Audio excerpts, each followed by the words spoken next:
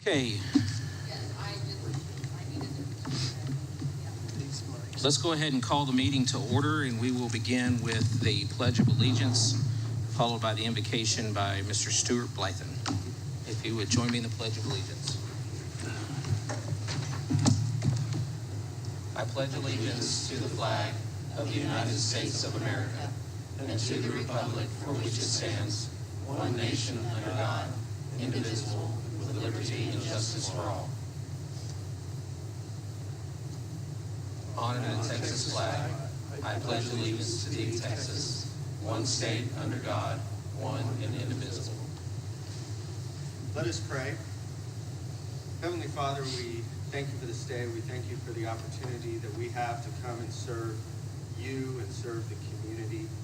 Father, we pray that as we move into the next and kind of final stages of this process, that we rely on your wisdom, and that the things that we do and the recommendations that we make is beneficial for all citizens and businesses.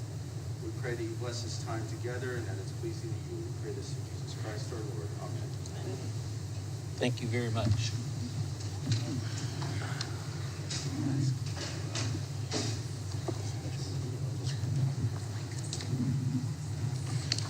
Okay, for a little bit of housekeeping, I think I've almost got this thing memorized. Do it by heart. Okay, the purpose of the Rate Advisory Committee is for members of the Rate Advisory Committee to use the 2022-2023 Cost of Service and Rate Design Study to devote the necessary time and energy to learn about the utility business, understand and provide insights, perspectives, and feedback to NBU management and Board of Trustees about the upcoming rate design for water, wastewater, and electricity utility services. The Rate Advisory Committee feedback and insights shall be focused on NBU's rate structures, cost recovery from customers, and integration of community values while considering industry standards and NBU's financial health and stability. The Rate Advisory Committee welcomes and encourages the public to attend its meetings and asks that any member of the public wishing to speak should come to the microphone and state his or her name and address, and limit those comments to 3 minutes or less. For items that are not posted on this agenda, the Rate Advisory Committee may not deliberate on any item that is not posted on the agenda. For such an item, NBU or the Rate Advisory Committee may make a statement of fact regarding the item, 2, make a statement concerning the policy regarding the item, or 3, propose that the item be placed on a future agenda. For items posted on the agenda, the public may provide comments during the public comment period or during the Rate Advisory Committee's consideration of that posted item. For this particular meeting, wait a minute, we probably don't need that section. Again, if you wish to speak, please approach the lectern, say your name and address, and limit your comments to no more than 3 minutes. We will limit public comment to a total of 30 minutes. In addition, no personal attacks on employees, members of the Rate Advisory Committee, and NBU Board of Trustees will be tolerated. If anyone expresses any personal attacks, you will receive a warning, and if the attacks persist, you will be asked to leave. Now that we got that out of the way, just a couple quick things. Stuart, I appreciate you recognizing we are drawing close to the end of this process. As we get close to our final deliverable, if you've got any questions, comments, concerns relative to the final presentation that we will present, please reach out. Let's sit down, let's have some coffee, let's talk about it, let's go through it. And that doesn't just apply to your lane. So if you worked on a subcommittee and you see something in another area that you would like to comment on, please reach out about that as well, so that we all present this together, even though, you know, I'll probably be the one that has to do all the talking. Imagine that. But seriously, the final deliverable is super important. So reach out with any questions, comments, or concerns that you have on that. Justin, can you, has there been some draft of this already started, or is there anything? Because you sent an email for us to check that out, and I wanted to make sure that. My understanding, I don't know where Jill's at, but my understanding is it's on Director Point. Do you mind sending a link to that so we can review it? It's on Director. Is it on Director Point though too? Okay, it is on Director Point, and they will send a link to it. Thank you for that. Anything else? Kate, do you have anything? Okay. Well, with that, I will go ahead and read the presentation items, and then we will get kicked off with today's presentation. Presentation items, number 1, presentation from NBU Chief Executive Officer, Friesen Nichols Incorporated and New Gen Strategies and Solutions, LLC. A, electric utility rate making trends and issues. Sub-item 1, managing risk in electricity utility rate making. Sub-item 2, electric utility rate making options and NBU current practices relating to customer segmentation, customer consumption profiles, net energy metering, and time of use rates. Subsection 3, potential impacts of ERCOT market redesign and the electric utility market. Subsection B, NBU electric rate recommendations. Subsection I, projected electric operating results. Subsection 2, electric cost of service results. Subsection 3, electric utility rate recommendations by customer class. And then item C, content and goal of next meeting. Mr. Taylor. Thank you, Mr. Chairman. As a couple of you all have alluded to, today is the culmination of many months worth of effort that you all have been working on since last summer. It's an exciting time, I think. We're going to present to you the recommendation today from New Gen Strategies on the electric rate design. And then a week from today, you'll see the recommendation from Friesen Nichols on the water and wastewater rate design. And before we get into it, I want to make 2 points about where we are and what comes next. The first point is that I am enthusiastic to have your feedback on the policy areas. I know a lot of time went into that, not just on the time that you spent, but the discussion and putting together the presentations, and I'm thankful for that. It's feedback that we're not just bringing to bear on the rate design, but it's conversations that we're already having in the office around things like planning and budgeting that we already have underway. So this is the type of feedback that's new for us, and I'm excited we'll be able to use it going forward in other processes. I've shared also that some of these policy areas, some of these recommendations are being implemented immediately. So, for example, as it relates to today's electric presentation, we have the Energy Authority developing a risk-based analysis for us to recommend a proper level for our power supply reserves. If it's not 365 days, what is it? And they're going to be able to provide that in February. Some of the recommendations are more complex, and as I've said before, we'll kick off a multi-year effort. And again, as it relates to today, NBU's approach to distributed energy resources, time of use rates, and that type of thing will be strategies and tactics and policies that we'll develop over time, but it's something that we'll kick off by way of these recommendations. The second point that I want to make is a reminder that the revenue requirement that's reflected in the rate design, and what I mean by that is the percent increase for rates if they're needed, is based on the current budget and financial operating plan that was approved by the NBU board in June of 2022. We have an accelerated budgeting process this year, so instead of the normal cycle of it being approved in June, it'll go to the NBU board in March. And we're doing that so we can have those financial results applied to this current rate design. So as those financial results come into focus over the next couple months, we will update the final rate design and share that with you. The design won't change, but what may change is the final percent increase, but I don't expect it to be significant. I just want to share that with you as a reminder as we go through this process. And at this point, I'll turn it over to Tony Georges from New Gen Strategies to go through the electric rate presentation.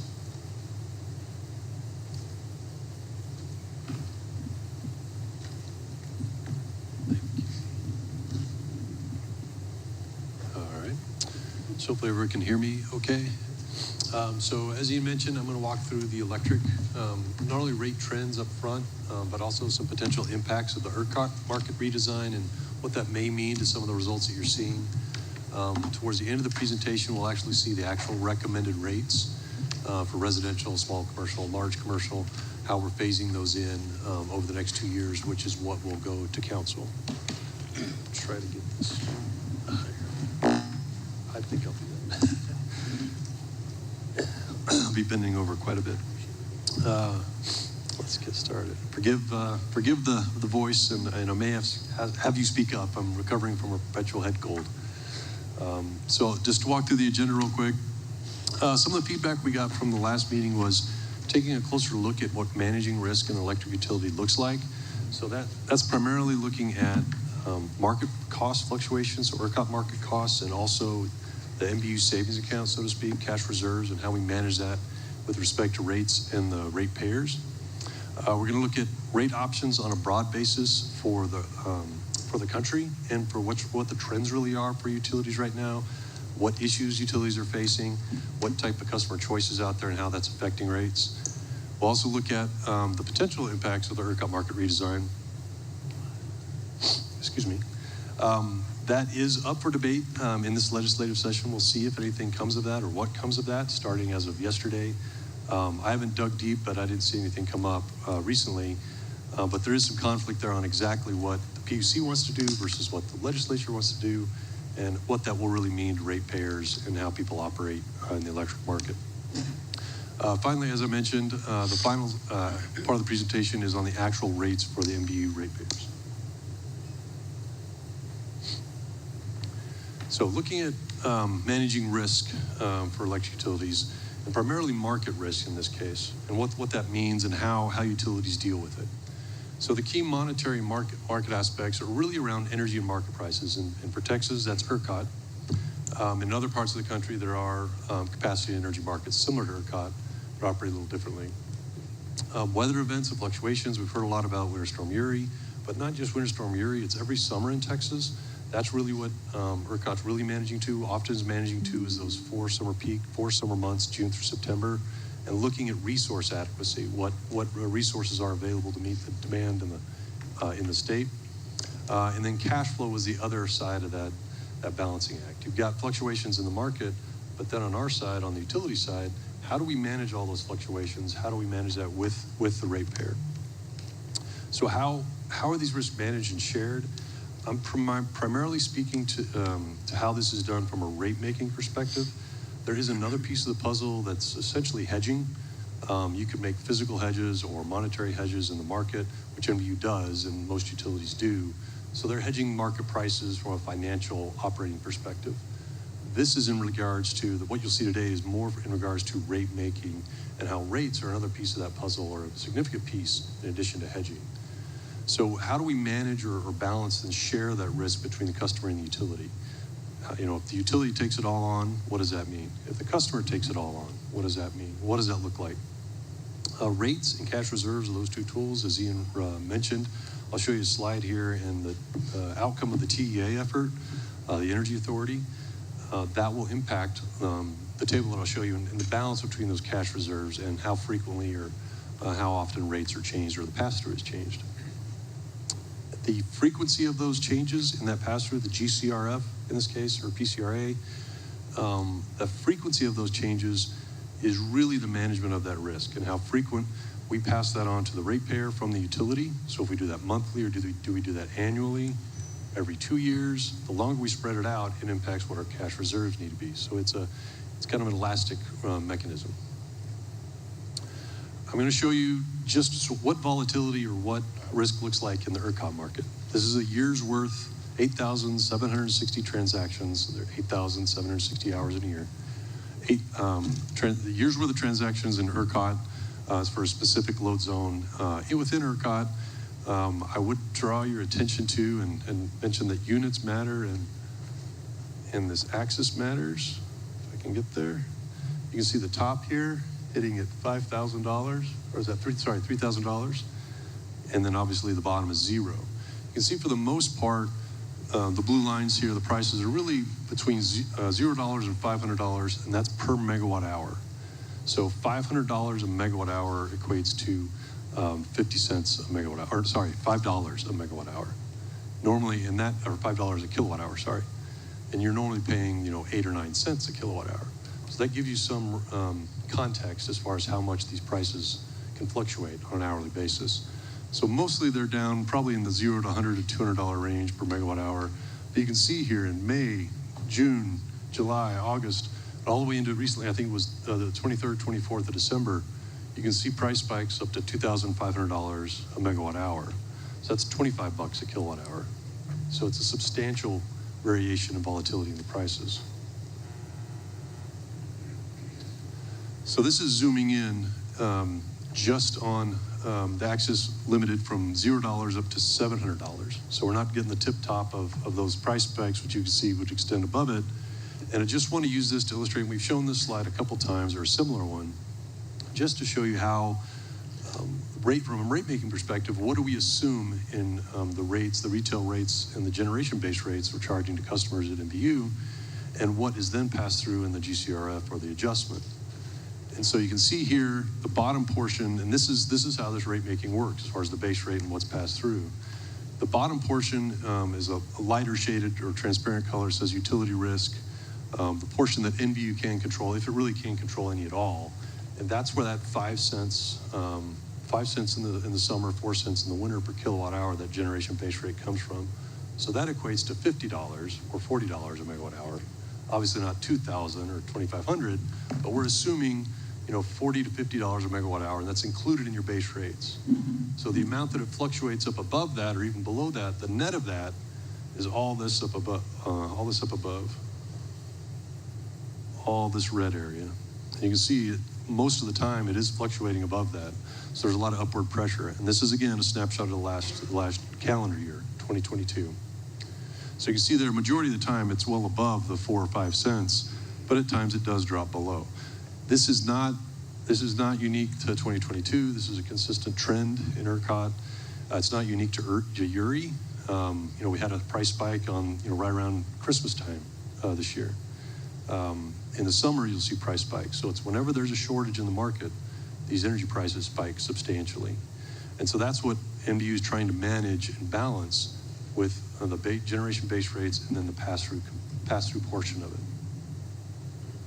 Any questions on some of the ERCOT market slides and what this really, hopefully you get a context as far as the orders of magnitude of those swings in prices, because it is important and the trends are obviously increasing.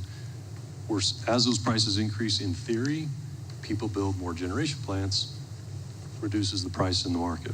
That's not really happening, thus looking at the market redesign and ensuring the capacity is there. Tony, I don't know if it's better for you to speak to this or Mr. Taylor, but I'd like you to expound a little bit on some of the discussion we had around the other utility providers and how they assess the rate, whether it monthly, annually, and what the ultimate impact of that is and how that affects the end user.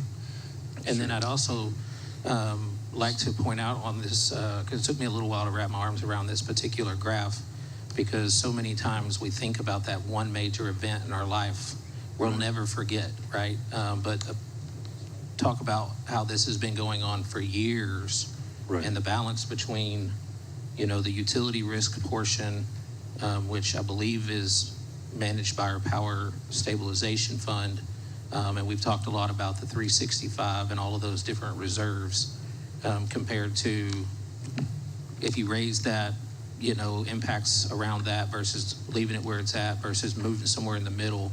I would like to expound you to expound a little bit more on this chart, because this is important. Yeah, let me. I want to show one table, and then you can speak to some of the benchmarking. So this is what I was referring to earlier in showing you kind of that balancing act, and maybe it'd be better for a graphic with a teeter-totter here, but the frequency of those adjustments of how frequent, if on a monthly basis or a seasonal or quarterly or annual basis, whatever the periodic pass-through is or adjustment in that pass-through to customers, that then affects the cash reserves. So as the frequency increases or can increase with the number of times a utility, electric utility, can adjust that pass-through rate, that GCRF in this case, if that frequency increases substantially, the cash reserve demands or needs, there's downward pressure on it. In the inverse, it's exactly the opposite. If we're not adjusting more frequently, if we're only adjusting, let's say, annually, like I think as Austin Energy does, so your infrequent adjustments on the pass-through mean a much larger need for cash reserves, because you're managing, because at the end of the day, you have to manage all of this. You have to manage all this up and down, up and down, up and down, that you're not accounting for, we're assuming 5 cents a kilowatt hour or $50 a megawatt hour year round on average. So obviously it's moving all over the place. So if we can't adjust quickly or periodically every month, let's say, or every 2 months, then we need a substantial amount of cash reserves to manage all the volatility in the market. So that's where that balancing act comes into play. And different utilities take different approaches. I'll say from an industry best practice standpoint, in the municipal space, not in the investor-owned space, in the municipal space, we see more frequent adjustments. Monthly to quarterly is what I see is the more the norm as far as the adjustments in those pass-throughs. There are cases which Ian will explain to you that, you know, from political purposes or other needs, the community wants pure stabilization as much as they can in rates, so they're only adjusting it annually. So that'll affect what they do with reserves. Yeah, that was perfect. Just a couple of things that I'd add to it.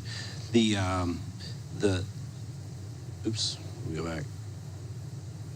Sorry, I'm pushing the wrong button. I'm that guy, aren't I? Bottom one. Oh, okay. Sorry, y'all. Okay, what you're seeing are the ERCOT prices.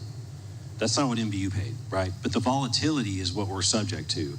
So our power supply program is a hedging program, and it's usually you hear the word hedging, you're thinking you're making money. That's not what this type of hedging program is. It's an insurance policy. So you're buying out a certain period of time to reduce that type of volatility. So our power supply program has 2 goals. The first is reduce volatility so we're not exposed to this. And the second is to deliver a competitive price. Okay, those are the 2 goals of the power supply program. So as Tony was saying, the rate for the energy portion of the bill, there's really 2 main components to it. It's the base part, the base rate, and that's 4 cents outside of summer and 5 cents in summer. That's everything that's not the pink part, right? But then the volatility piece is what's in the GCRF, and that combines with another acronym to make the PCRA, which we're all familiar with from last summer, right? So to your question, which is a very good question, how do you manage that PCRA? How often do you change it? And as Tony said, and as you had on the next slide, it was a very good slide, there's different ways of thinking around that. In San Antonio, every month they change it. And what that means is you need less reserves, but what you do is you have very big swings. You can have very big swings in your month-to-month bill based on the volatility of the market, right? So the bill at the same volume may swing $30, $40, maybe even $50 month to month, just because of the volatility and the monthly pass-through. On the other end of I-35 in Austin, they change it annually. So Austin ran into a situation this past year where they were burning cash each month because they did not change it. They could not change it because of the way they planned. They changed it annually until they could change it again, and then they were reset. So like Tony's saying, in that situation, you need a much larger reserve to absorb that. At NBU, we've developed a practice under the leadership of the board that's somewhere in between. So instead of monthly passing it all the way through or annually, what we have is what we call an over and under collection. So every month we have the cost of power, and we have a rate that's set. And if that rate under collected, then we're under collected for that month. If it over collected, then we're over collected for that month. But what the board has set are these bands, an over collection band, and if we over collect more than that, then it either goes into the power stabilization fund if it's not full yet, or we lower that variable rate and give it back to the customers the next month. If it's under collected, then what we do is there's a certain amount that we keep in that bank account, so to speak, so we're not overdrawn every month. We can draw down that cash if the forecast shows, and we forecast out at least a year at a time to see what that trend for over and under collection is, right? Well, the issue that we ran into post-winter storm Uri is we depleted all of our reserves, even that amount that we kept in our bank account, so to speak. So last summer, all the way up until just now, we've been in a CPS Energy situation where month to month we've had to pass through the exact cost. There is no cushion. And so, as Tony said, I think that where NBU has landed is a much more flexible approach and seems to be in line with what others in the municipal space are doing. So just to summarize, right now what we're doing is we're forecasting now, because of the feedback we received from the community over the summer, every quarter we're publicly communicating a forecast. Here's what we anticipate power costs being, and therefore here's what we see the rate being, and that includes all the rates, including the variable part, to cover this type of volatility. Does that make sense? Yes, sir. Thank you very much for that. I just wanted to point out those, and there'll be another comment, but I wanted to point out those 2 slides because I think that is what causes a lot of rub in the market, the local market, is that lack of stability, but it's important to understand why it happened. And then I would ask too that as we get to the end of this presentation, when we see the operating results and the revenue and expense charts, I would like for the committee to comment on their thoughts around balancing revenue need and rate increases, as opposed to, you'll see, maybe 1 year you need 6, 1 year you need 13. Do you front load that so it's balanced over the 5-year rate period, or do you leave it alone and address it year by year during the rate period? I would like for y'all to comment on that when we get to that point. Ian, I had a quick question. You mentioned Austin doing annually and that their kind of hands are tied. Is that a governance issue where, like, the way public utilities work is you can't just react on the fly, you have to go through certain processes? I've not read their ordinance, but the answer is essentially yes. Each municipal utility has in ordinance their rates, and whatever actions they can take are codified in ordinance. And I believe, I've not read their ordinance, but that's what they're bound to, an annual change. Thank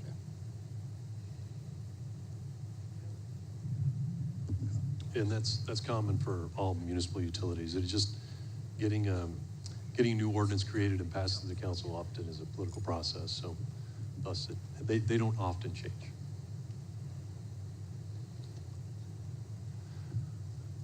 All right, so as I was mentioning, one other item I did want to mention here, and as Ian alluded to, so that there's two pieces that NBU does to attempt to mitigate some of these large swings in the market. So if NBU just sheerly passed through every swing in the market, you'd go from 5 cents to $1 per kilowatt hour, or whatever it would average out to.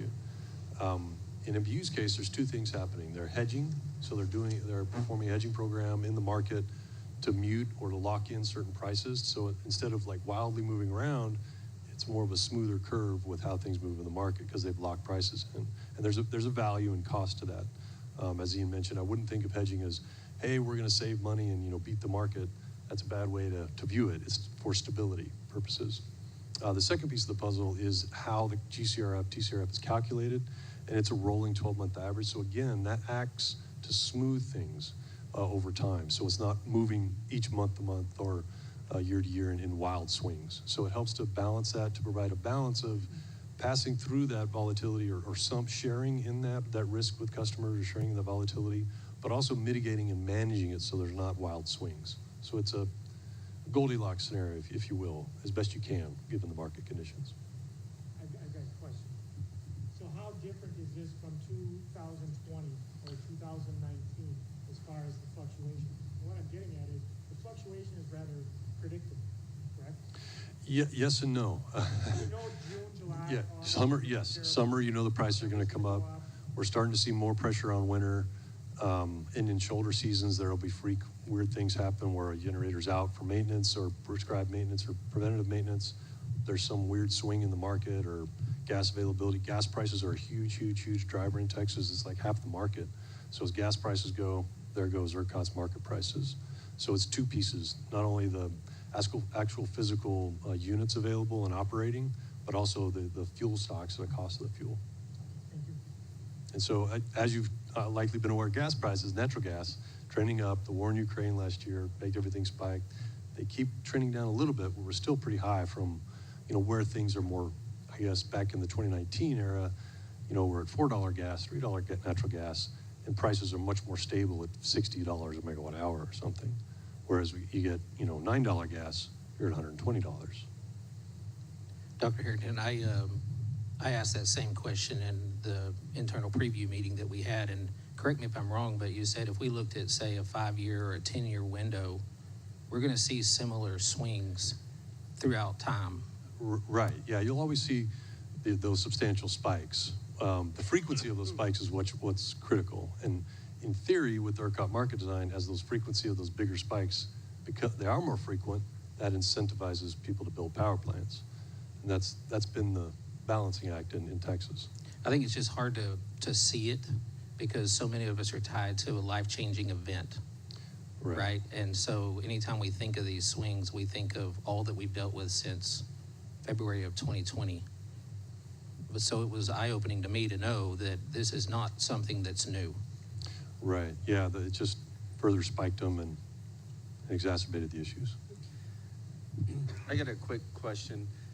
The level of cash reserves needed to, whether you're infrequent, frequent, that cash reserves is a separate bucket than the power stabilization fund. Is that correct? Well, they're different dedicated reserves. Okay. So think of them as maybe different savings account. There's essentially an operating reserve for typical operations issues. And then the specific one that TEA, the Energy Authority, is looking at and that Ian referenced is the Power Stabilization Fund. So it's just a different bucket of cash reserves. Tony, I just wanted to ask a question, and if this gets down into the weeds, we can put it off till later, but it really is around this whole question about data analytics and what I will call the intelligent grid that we work with that NBU has access to today. I don't know how we establish the rates of 4 cents and 5 cents per kilowatt hour. Ian made a presentation back in August, and I think if you look at that data, what you'll find is typically the costs, embedded costs, really come out to about 6 cents per kilowatt hour, just based on my looking at the data overall. Do you see, how does data analytics really play into this? And have you used data analytics to look over the last 5 years, let's say, to really propose this new rate base going forward? Or isn't that part of our thinking yet? It's the short answer. It's what does your crystal ball say for natural gas prices? At the end of the day, that's really what's driving it. Obviously, weather fluctuations are going to drive the peaks, but gas prices and if units are being retired or coming online, so supply and demand versus the fuel costs. That's where, in I would say, quote unquote, more typical times, so to speak, the 4 and 5 cents is probably right on, with maybe a cent or two up or down, something like that. That equates to $40 and $50 a megawatt hour. And when you average it all out, that made a lot of sense at $4 natural gas, $4 an MMBTU. But if you're at $6 and $8 an MMBTU, so it's highly dependent on what natural gas forecast you adopt or you think is going to happen. And so we could change it, and then boom, gas prices drop as they're starting to finally. Europe's fully stocked, so gas prices are starting to come down again. If they're back down to $4 and $5, the 4 and 5 cents is probably right on where it needs to be. So, and the data analytics is an important one, and there's a lot of work that goes into that and rolls into the hedging, and there's also opportunities on the customer side too with third-party connections.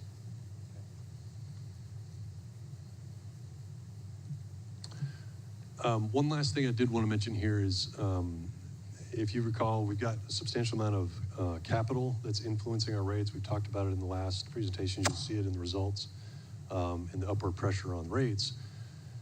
In looking at the capital plan, there's a lot of debt that's going to be issued. Rating agencies like S&P and Moody's and Fitch, they'll look at cash reserve levels and how a utility is operating their pass-through, in this case the GCRF and the broader PCRA for NBU. They'll look at those things, and the more frequent, the ability that they have to pass that through, the level of their cash reserves, those things are considered in the credit rating of the utility. The better the credit rating, the lower the cost of borrowing. So keep that in mind too, in that balancing act and the results from JEA's or TEA's efforts and their optimization, the credit rating agencies will look at that. Okay, so transitioning from risk in the market and how we utilize that in rate making, just here's broader trends and options, not only for NBU, but really what's happening across the market, not only in Texas, but across the country, what we're seeing, where we're seeing utilities go, and how things have really changed. We've got a few slides in here that hopefully you recall from some earlier presentations. So from our wildly exciting world of regulatory economics, we treat customer classes as just homogeneous. Okay, here's how the customer class operates. And at the end of the day, that's really how we end up designing rates. So everyone in the residential class, you look like this red line to us. Everyone in a commercial class, they look like a different type of line. And that line influences or impacts what the eventual rates look like, how low your rates are, how we would design them, what pricing signals we'd give you. The key here in this graph is this red line is essentially an average of every line that's in there. And this is actually a representation of AMI meters like NBU has. This isn't NBUs, but this is a one-day snapshot or summer load profile of residential meters. Each line is an individual meter. And you can see they're all over the place. Some are peaking first thing in the morning and they drop right back down.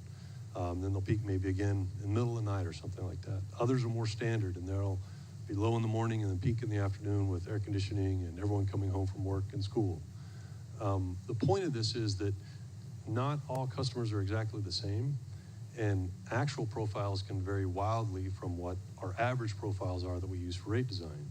And that's really what's influencing all these new rates that are coming to play. With AMI or advanced metering infrastructure, it's giving you the platform or giving utility the platform to offer all kinds of options and choices to customers and third-party technologies. So this spaghetti graph, people can take advantage of different types of rates and do different types of things, and we don't have to treat everybody the same. So that's an important aspect in what we're going to look at today. This is a slide I've shown before, and we'll see kind of walking through it today with some of the rate making. On the left side, you'll see that blue line now is the same as that red line. This is what a standard residential load profile on a 24-hour basis looks like. Just consider that a typical summer day or a typical June day in Texas. Now, the red line is now, I've put solar on my house, and now this red line is what the net effect of what my load profile looks like. It's changed dramatically, it's flipped it. So now in the middle of the day, I'm generating a lot of energy and putting it back on the grid. I'm not using it. And then I'm peaking dramatically. I go from generating and giving putting a lot of electricity back on the grid to consuming equally as much on the other side of the spectrum. So it's a big swing and a big ramp. Now let's layer on top of that an electric vehicle. What will that then look like? That's the green line. So it's exactly the same as the red, except you can see the peak there is dramatically increased. It's doubled, and it's moved later in the evening or later in the afternoon.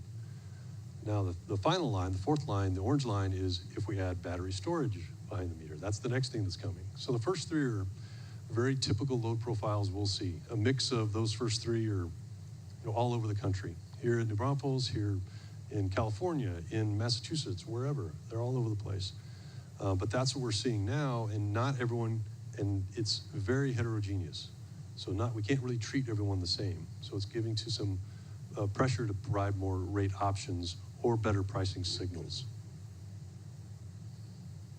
And one of the issues you may see is during the course of the day, different customers are using different levels of power or putting different demands on the system.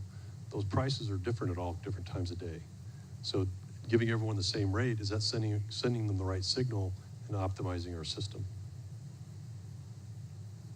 So looking at all the variety as far as how people consume power during the course of the day and the year, what are the options? The one option we have with the ratepayers is giving them a rate as a pricing signal. That's how we connect and tell them what the prices are that the utility is seeing, and we need to translate that to the customers. This is just a graphic to show you, here's all the different options, not all of them, but many of them in a broad sense, of the different electric rate options for utilities. On the left side of the scale, we're looking at, on the far left, the higher up you are on the y-axis, the more highly aligned you are with the actual costs of the utility. So if you looked at real-time pricing is passing through that really volatile ERCOT graph. Whatever the price is at 5 p.m. on Saturday in August 10th, that's the price you have for that hour. So it's real-time pricing for every hour in the day, or something roughly equivalent. So it's highly aligned with cost, but as you can see on the x-axis, extremely complex.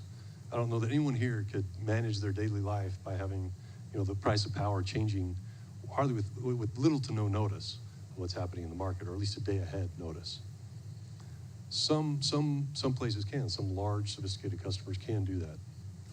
So if we go to the other end of the spectrum on a flat rate and block and tiers, which you see on the water side, not complex. They're simple to understand. I'm just paying a certain amount for how much I use. 8 cents a kilowatt hour, 5 cents a kilowatt hour, or whatever it may be. But it's not aligned hardly at all with costs. It's the same rate all times of the year, or all times in the season, all times of the day. That's not how the market works, as we saw. So the balancing act here is how do we align better with costs, send the pricing signals, but not get so far out in front of ourselves it's so complex people don't understand it or know what to do with it. And so that's where we're seeing things coalesce around things like time of use has been around for decades in many parts of the country. We're seeing time of use rates becoming mandatory for many municipal utilities and investor-owned utilities. That's becoming the sweet spot, and I'll show you how those are designed. Net metering is NEM, is net energy metering. That has to do with distributed energy or, for the most part, it's rooftop solar on residential customers. And we'll walk you through an example of that. So change is here to stay. The pace of change is increasing dramatically. As we saw in how those load shapes are progressing over time, technology and third-party providers are coming to the table. Tesla is bills themselves as a power supply provider now, or we can be your utility. We'll put solar on your roof and put a battery, and you can pay us for your electric bill, so to speak. Some home builders are even getting into the utility business as best they can, is saying, you pay us this flat rate, we'll set up your house with this type of structure with rooftop solar and batteries, and you'll pay us this amount for your energy year round.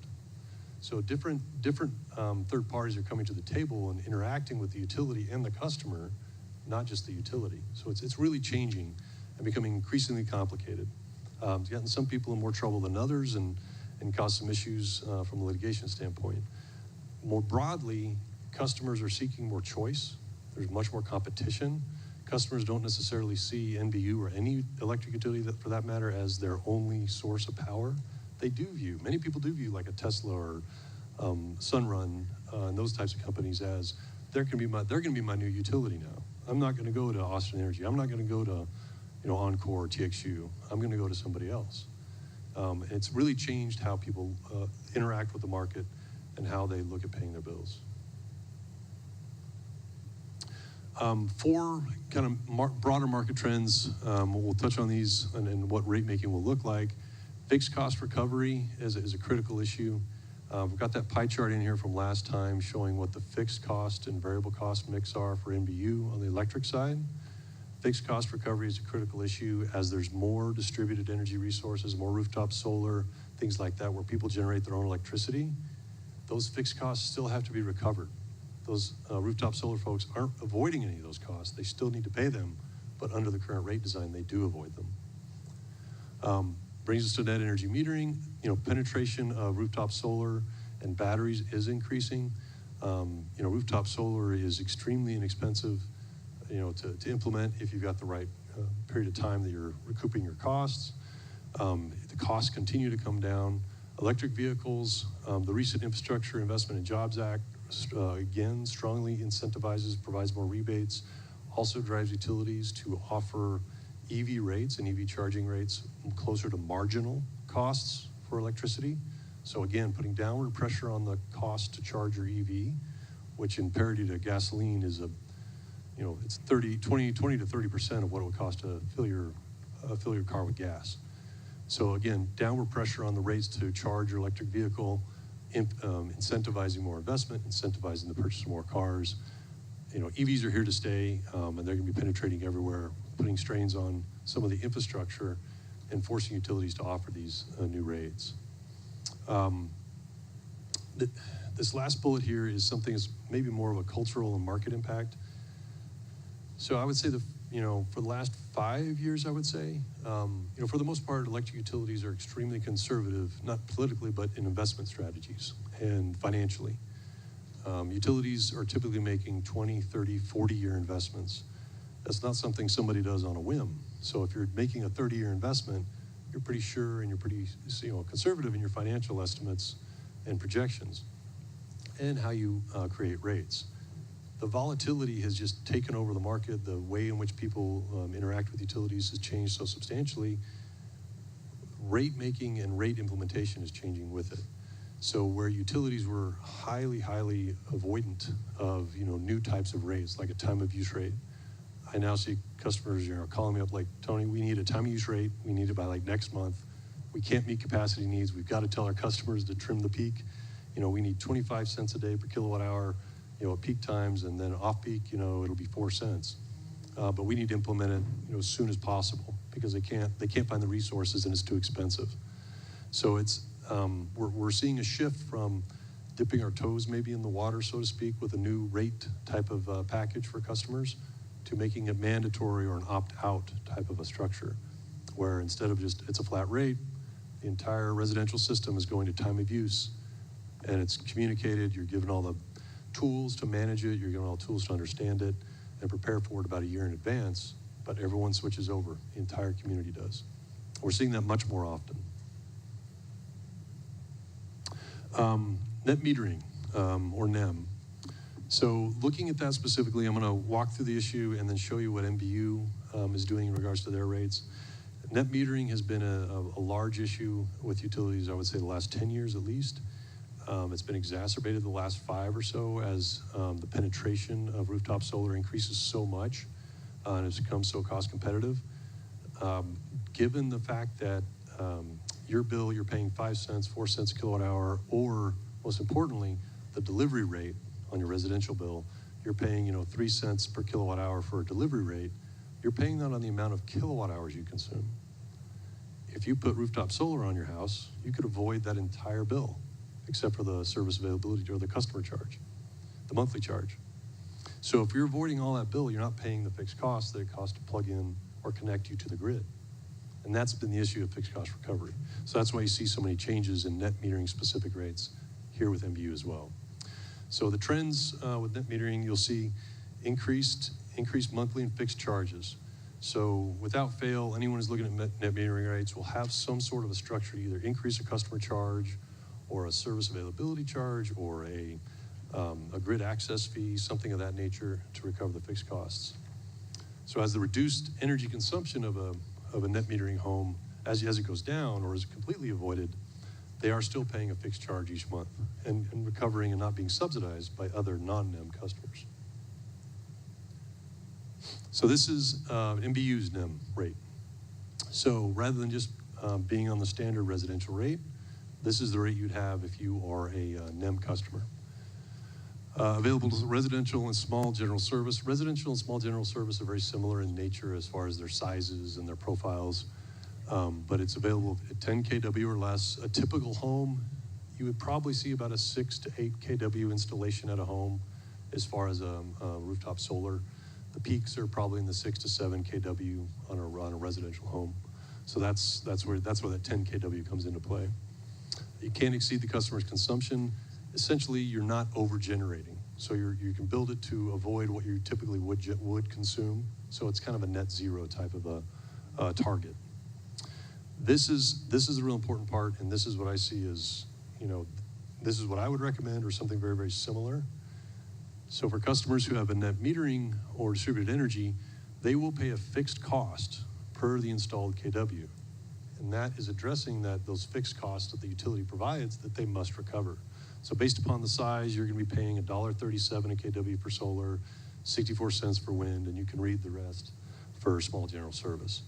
So if you installed a 10 kW residential solar system, you'd be paying $13.70 per month in addition to your regular customer charge. So your fixed cost would be more like $30 a month, not $12. So that's the difference there, and there's a cost basis for it. I guess my question real quick is, the way it looks is that you're trying to de-incentivize people to put solar in. That's how it's often viewed. You're killing solar, or what's even better, or I shouldn't be, I shouldn't say it that way, but we've dealt with this forever just with a customer charge because the fixed charges have always been too low, and you always see that argued in like PUC cases. So, if you increase the monthly charge to $10, you're disincentivizing me to save energy, because then the energy cost, per kilowatt hour goes down if the customer charge goes up, and that hurts. That does hurt. Can hurt low-income customers. It can hurt my fixed-income grandma, that sort of thing, and that is an issue or a consideration we need to address. But we can address that in other ways. This isn't disincentivizing solar. We've put the entire electric industry has put ourselves in this position simply because of an old meter. The old meters, electromechanical meters, couldn't measure demand and didn't. Cost too much money to measure demand on residential customers. So we couldn't have a demand charge. If we did, we don't need to worry about any of this. So this is the compromise, I would say, is the cost basis is more than there for the $1.37 a kW, and likely twice or three times that in reality. So we're trying to find a sweet spot there of passing on the appropriate and defensible costs that we should recover on a fixed monthly basis, and also allowing some of that to continue to go through the energy charge, because oftentimes there are some broader ancillary benefits or transmission benefits and things like that, or environmental benefits that we'd want to, as a community, we'll want to give some credit to, but we have to balance that with the fixed part. And it doesn't, while it's a change in rate making, I would argue it's not disincentivizing it, it's adequately recovering costs. And then we're agnostic as to what anyone's doing. You could do whatever you want, behind the meter, because it's priced properly. And so it sends the right signals. Does that help, or? Yeah, I mean, it helps explain it. There's no mechanism to sell power back to the utility. There are and can be. It just depends on, there's different strategies depending on how big it is. Typically on the residential side, you don't really dramatically oversize, or you wouldn't oversize your solar array, because you probably don't have the roof space for it. Your entire backyard would be full, and your roof and everything else. But in some cases there are where utilities do create like a feed-in tariff. So the more you generate, you're compensated for what you do sell. And the trend now to be, as close to cost basis as you can, is to essentially look at an hour-by-hour basis. And so if you remember that graph where during the middle of the day you're selling, well, it registers what's going back into the grid and provides a value to that kilowatt hour for every hour you sell. And then there's a value for every hour you consume. And so it balances, it nets the two. It's like more of a net billing or net economic reconciliation than it is an energy reconciliation. So there's a litany of options out there, but this is cost-based and probably the easiest to understand with customers. Thank you. Okay, time of use. So transitioning from net meter to time of use, which an NBU does not have. Time of use is trying to translate that ERCOT market volatility into different periods during the day. And so changing the prices of power with different prices or different times of the day. The real purpose is to shift the load. And if you remember that line of what a residential load looks like, that's typically what a system looks like, the entire NBU system. And you can see it's not flat. If it were flat, it would be perfectly efficient. And so we're trying to drive more efficiency. So what it's saying is when the load is at peak level for the system, we're going to send you a pricing signal that it's more expensive. When the load is low, you'll get a huge discount or a marginal or cost-based discount so you can use more and send those win-win signals to customers. So it's expensive in these 4 hours during the day. The other 20, you're going to pay 30% of what you would normally. And so if you shift, you can really save. These, as I mentioned earlier, many more clients are calling us because they're seeing that volatility in the market and they have to pass it through to customers. They have to tell the customers, you can't just use power at any time of the day the same as you would in the morning. Power in the afternoon is much more expensive for us. So it's not 8 cents every hour of the day. It's 50 cents at 4 p.m., 5 p.m., 6 p.m., and it's 2 cents every other hour in the day. So we need to tell our customers that if they can move, they can benefit. So lower price of electricity is lower when the demand is lower, and the pressure and stress on the infrastructure is lower, and then it is higher when the prices and the demand is higher on the system. And it's the vast majority of the day, 18 to 20 hours a day, it's much lower than the average rate. But those 4 or 6 hours right at the peak, it's 3 times more than what you were paying on an average basis. So again, a continuum here on the left. This is what the simplest of time of use rates would look like or could look like. You have a single time or 2 time of use seasons. You've got a summer time of use program. Like here in Texas, that's probably ideal.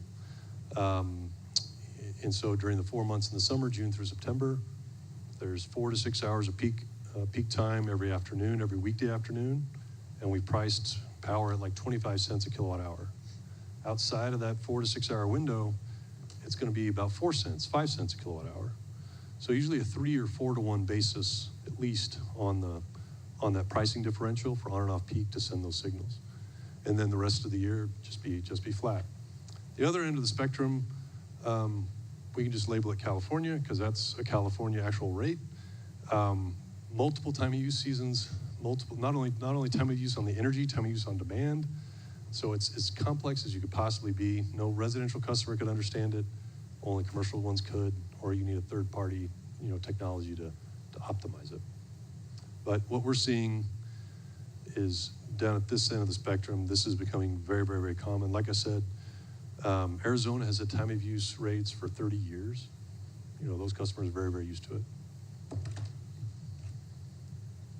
So this is what time of use will do. So looking at when the blue line, as we continue to see in the previous graphs, that's the typical or conventional residential load profile. On peak period here, let's say from 2 to 8 p.m. So let's say maybe a 6-hour window or so. And it's somewhat shaded there, hopefully you can see. So the blue line is with no time of use pricing signal, where power is equivalent at all times of the day. Now on the red line, we've created a time of use signal for that on-peak period. Let's say, for example, that's 20 cents a kilowatt hour. The off-peak period is 4 cents a kilowatt hour, or 5 cents a kilowatt hour. So that red line is what the effect is of that time of use. It dampens the peak, and it shifts it to either end. And that's a win-win for the customer. They save money. The utility is lowering costs, which they then pass on to the customer, and is reducing the peak demands on the system. And the reason that's so important is because that blue peak, so every time that blue peak goes higher and higher and higher, NBU has to invest in more and more capital, either buying and eventually buying capacity in the market, ERCOT eventually when that comes, and building more substations, building more power lines, larger lines. The more and more the peak goes up, the more and more capital they have to spend. So why is it so important in today's changing market with DER or rooftop solar and electric vehicles? So if we just let everyone put solar on their house, we don't send any pricing signals. If we let everyone plug in their EV and we don't send a pricing signal, what ends up happening? And this is the progression of what that looks like. So we see that blue dotted line, which is normal. We put on solar on a roof, boom, we're generating during the day. We've got a much steeper curve we have to hit from about 1 or 2 p.m. up until 7 p.m. And then now we're plugging in our new Ford Lightning or a Tesla when we come home, and now our green line, we've increased our peak and we moved it later in the day. We completely changed the nature of our load profile. That's with no pricing signal to tell people, hey, don't do that, do it later, and save us all money, and save yourself a lot of money.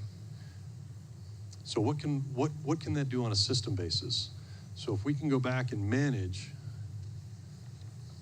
if you see that green spike where it goes up above the blue and the red, that's the EV coming in and charging, and it's increased our peak.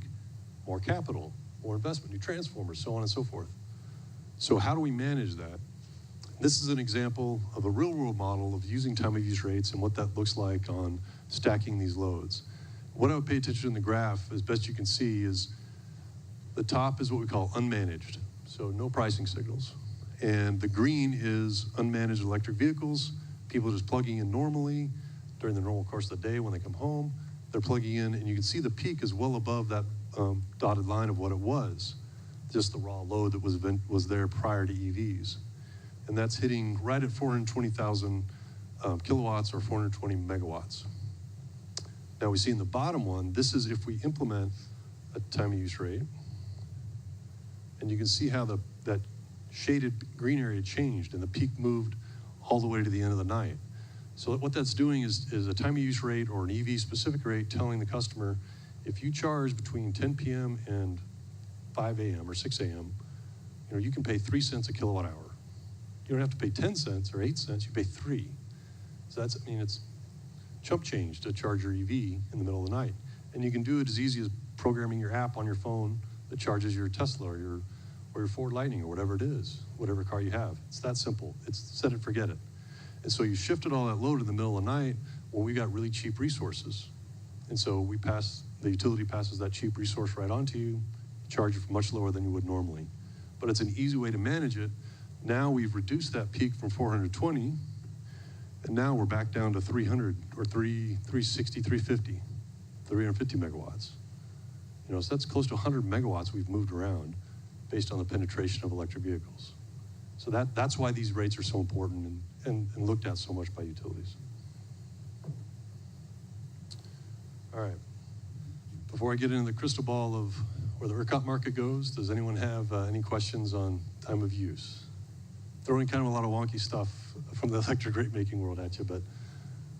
Are utilities that have time of use available? Is it an all or nothing where everybody has to do it, or it's a select in? All of the above. The trend, like I said, is a movement much more towards what we call opt-out. So you'd be given the chance, you have to physically or check the box, say, I don't want time of use. That's what the trend is currently. Typically or conventionally what's happened is utilities will offer a pilot or an optional rate for people to get on. So in addition to your regular residential rate, your flat rate like you have now, or seasonal, you'll have an option for a time of use rate. And so people opt in. So if you can opt into a rate, who do you think opts into those rates? People that are gone. People what? People that are gone during Well, the people who would benefit from it, right? Their low profiles are already benefit from it. They don't have to do a dang thing, and they save money. But does that help the system? Because they're not changing any behavior at all. So if that's one of the drawbacks of doing a pilot, depending on how the pilot is done, or using an opt-in strategy, it's gamed. It's only the people who benefit from it will opt in, so it doesn't help. We don't see that benefit that we saw on the graph. And so that's why there's a number of different strategies and tactics you can use, targeting people with electric vehicles, because, why would you charge at 8 and 10 cents a kilowatt hour when you can charge at 4? It'd save a ton of money. So you put your whole house on a time of use rate just because you're EV, because it saves you money. Those are the types of things that you can target customers. We can find from the data analytics. But unless you do a more widespread time of use rate, where more people, 30, 40, 50% of the system are in it, it won't impact your peak. You won't get the desired results. And we're seeing more and more options as far as, here's a suite of different residential rates you can opt into. But we're seeing the trend be, there's different options, but they're all kind of variations of time of use to get the similar pricing signal. Are you all able to speak on the trends for the EV in the community? Has there been a substantial increase of folks using the EV here, and is it trending? Are we trying to plan for that trend to peak some point? Or Well, here's my broad answer to that. If we know what's going to happen, why would we not be proactive? Because I use net metering as the example. Net metering is we said, what, net metering, this will be a little drop, flash in the pan. This isn't going to be a big deal for us. And all of a sudden, it'll maybe be 2% of our population. Now it's like 30% in some parts of the countries. 30% of the customers have rooftop solar. So why wouldn't we get the rates tuned in and send that pricing signal now and get ahead of it, get everyone used to it? So we start off with that type of signal. So everyone's used to that. Everyone gets in that mindset, and we've made that market transformation for it. Speaking to the penetration of electric vehicles in New Braunfels, I don't have an answer, and I don't know that you may not either. The utilities don't get unless the customer's probably calling you, you probably don't know. It is difficult to get the number. It's not high right now, but Tony's exactly right. It's coming. So if I can make just a general comment about the last content, EVs included, I'll just be very candid with you. I've shared this with you before. NBU is behind when it comes to distributed energy resources, whether it be rooftop solar, battery storage, EVs, or any of the other options. And it's not because there's a lack of will, it's just there has been a lack of resources. So we created a director level position and staffed that in 2021. That person has been doing all the benchmarking, bringing all the experts in to inform us of what the possibilities are. And we had additional staff to bring online this fiscal year that we've put on hold because of issues with impact fees and other delays because of transformer shortages and that kind of things and other issues that have come up. So what you're seeing right here, we do have some of this in place. We have the net metering rate. The evaluation from NewGen shows that it is effective.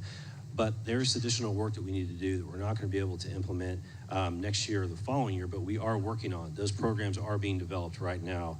I'm concerned about EVs because it's exactly what Tony said. When that penetration in the market becomes significant enough, I want to have already been prepared and make sure the system is capable of handling it, make sure that the rates are in place to do what we need to do in order to best manage the utilities. So coming out of this process, this has been such a valuable thing for all of us at NBU to get this feedback from the community. I think I shared with you one of these previous meetings. What we're planning on ramping up next in the way of a public involvement process is what's called an integrated resource plan. And that's something that came out of the Energy Authority's review of our power supply program that we completed this summer. And they recommended that it's time to update it. They're updated every so often, and it's time for us to update ours. What we're going to do this time is have a public involvement process with it. That's never been done here before. I shared with you the goals of the power supply program a moment ago: volatility and competitive price. But one goal we've never had in New Braunfels, because we've not gotten that feedback, is to have a renewable goal.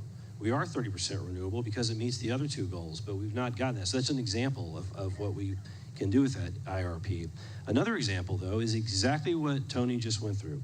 If you get enough of these distributed energy resources, how many do you need before it starts affecting the peak within the community and therefore lowering the overall costs of power for our customers? Tony's point is a great one. Prices are really high for about 4 hours, but the rest of the time they're not that high. But the rate we charge is a blended rate of all of those hours over the course of the day. So in the course of putting together that integrated resource plan, that's the kind of thing we want to look at. And you're exactly right. What is the right incentive for rooftop solar based on the cost of power, based on the cost of those installations at homes and businesses? We have great demand from industrial and commercial customers wanting to install microgrids in their places of business that we're now responding to. But if we could build that into our resource plan so that it is shaving the peak, and most importantly, as a municipally owned utility, we're giving those customers those options and the flexibility they need to manage their energy use, which at the end of the day, that's what we're called to do. We're a municipally owned utility. So I bring that up. That's a long answer to your EV question. I really just wanted to come up here and say to that, and also add that this is a lot of exciting information that we are pursuing. Much of it we're not going to be able to do in year 1 or year 2 just because it takes time to put it in place, but the wheels are already in motion. The staffing is already happening, the positions are already identified, the programs are being built, so that what we talked about today will be developed over time. I wish it happened yesterday, but we're in motion right now.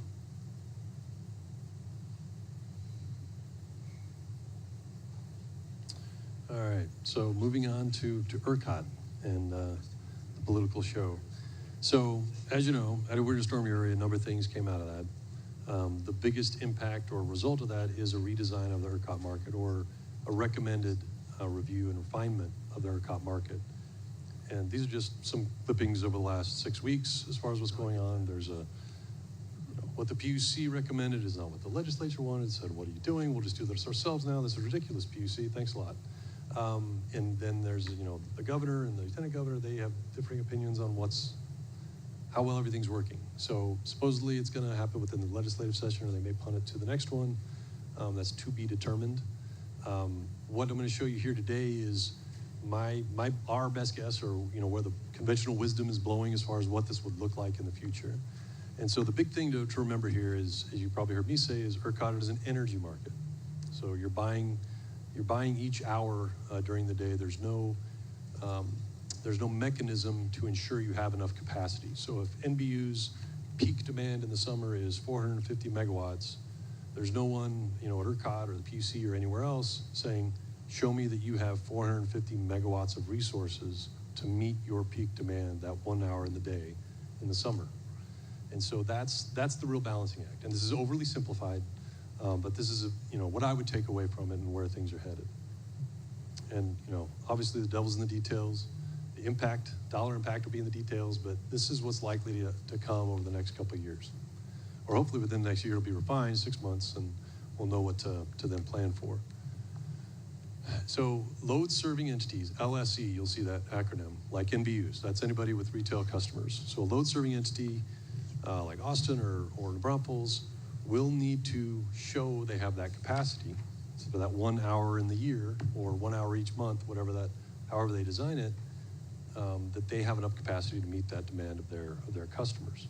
And they'll have to show that through contracts or through actual physical assets, either owning a power plant or they have a contract for a certain amount of capacity or some other mechanisms that are more nuanced. So they'll purchase that. It will cost money, obviously. So it costs money to build a power plant or it costs money to execute a contract based upon that demand. And then obviously that cost needs to be passed through to ratepayers. This is a brand new cost that NBU is not currently paying, or any utility for that matter is paying, or any retail or rep is paying if you're in a retail competition space. So what does that mean to the cost structure? And when is this potentially coming? Once they decide on the actual framework, or here's the actual market and the mechanism, how we're going to do it, here's how we're going to credit everything, it'll still take a couple of years probably to implement the whole thing, and where a PUC and the ERCOT is checking that you have your capacity needs that are prescribed based on your system. So after that, this will, maybe in 2026, 2025 at the earliest, maybe, there'll be a need to show that NBU or other load-serving entities have it. But what does it mean when those costs are passed through? So if you remember previously, I'm sure you all keep a copy by your bedstand of our last presentation, that pie chart is the fixed and variable mix of costs for NBU. So we have let's say 35-65 split. 65% variable cost, 35% fixed. That's a direct function of the ERCOT market, which is however much you use, that's how much your costs go up and down. It's not about peak demands, it's about how much you consume. And so that's why it's heavily weighted towards variable. What this capacity market and capacity costs will eventually entail is that blue part of the pie chart, that will start growing, because this will be a fixed cost. So this will be more of a one-time or a monthly cost that doesn't have anything to do with how much you consume. It's during that 1 hour of the month or the year where you're hitting those peak demands. So that pie chart will shift to be more balanced. Maybe it moves to 60-40. Maybe it just moves 1 percentage point. That's the real question. That's the $64,000 question, is what's the impact? What's the dollar impact? There have been estimates. It's $500 million across the state. But don't worry, the $500 million will be made up in market efficiency. So wash your hands. It's a net zero impact. I highly doubt that. I have yet to see a market have something new charged and it not be an increased cost. So I would expect costs to go up, and the type of cost will be different. And that's the real takeaway from this. Whether they value it at $1 per kW per month or $10 or whatever it ends up doing, that's the outcome, the final outcome. But that's how things will change for NBU and other utilities. So with that, we're wrapping up. That's my 2-minute spiel on ERCOT and what potentially will happen. It's getting the political theater is quite interesting over the last month, but we'll see where it goes. I gave you a good overview of what's going on in the market with general rates and I would think just the rate options that are out there for utilities, and what's coming down the road, likely to come with EVs, time of use, net metering, things like that, not only here but across the country. Now we're going to transition to actually what do the rates look like for NBU, and what are the rates we're recommending over the next 2 fiscal years. So any questions or insights or thoughts before I get into what a monthly bill looks like? Okay. So again, review slides here. This is the final slide in those financial slides we've been showing you over and over again. This is just the operating results. On top are revenues, which I'm sure you would need a magnifying glass to see. But these are the same revenues we've been showing you over time. Looking at about revenues about 175 to 180 million per year, depending on power supply costs over time. We then subtract all of our expenses, our debt service, costs for capital, the new debt service that's rolled in there as well, city transfers, so on and so forth. And we end with a total bottom line here on that row 11 as money available for transfers and capital. And then finally, that row 16, that's revenue surplus or deficiency that rolled into our rate change recommendations, rate increase recommendations for the final 3 years of the period of about 5% each of those 3 years.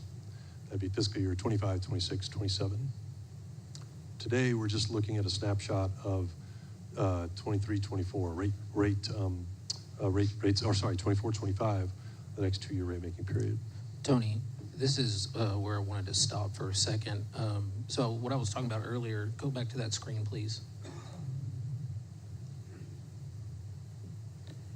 that line 16, and whoever, correct me if I'm wrong on this, but if you look at line 16, if it's in parentheses, that's the revenue shortage, correct? Or yes, correct. And so one of the conversations was, if you look at the bottom line, it shows 0% rate change for budget fiscal year 2023, 0% for 2024, and then it goes up from there. And Correct. so one of the conversations we were having was about whether or not if we have a rate need, do we leave it at 0% for 2 years, or do we front load, because we're on a 5-year rate plan. Do you front load years 3, 4, and 5 somehow so that the end user has much more predictability in their bill as it relates to the rate increase itself?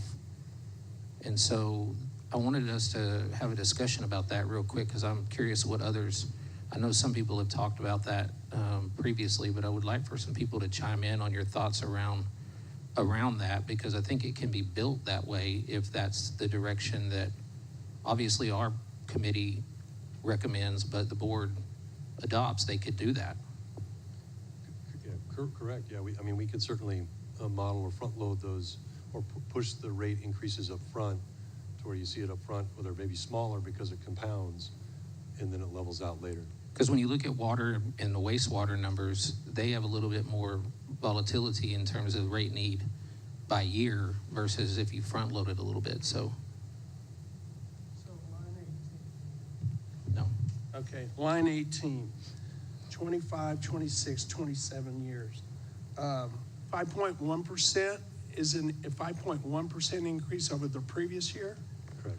And so in 26, it's 5.1% over Another the 5. previous year? Yeah, 5, 5, and 5. So it just So that's not compounds. just a flat 5% increase, it's compounded of sorts. Correct.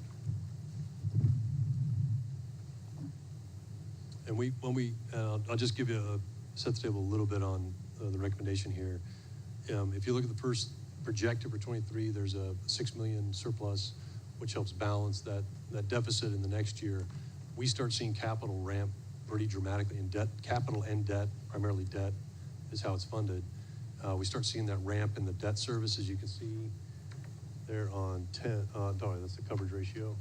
On row 9 there, you see it ramp up definitely in 24, and then 10, 12, 14 million in debt service. So we start to see a pretty big tripling almost in debt service over the 5-year period. So we tried to layer in the rate increases along with that.